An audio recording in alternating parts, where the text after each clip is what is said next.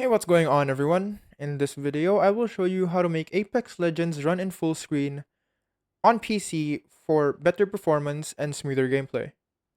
First, launch Apex settings and load into the lobby. Once you're in the lobby, click on the settings and then go to video. Once you're in the video tab, you can find display mode here. Set that to full screen.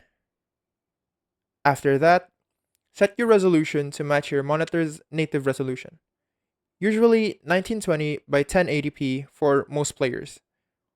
Click Apply to save the changes.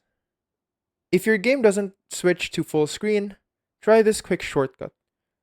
Press Alt plus Enter on your keyboard, and then this instantly toggles between windowed and full screen mode.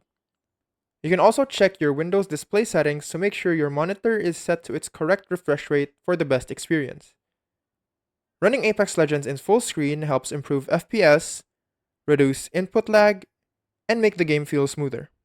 And that's it. That's how to make Apex Legends full screen on PC.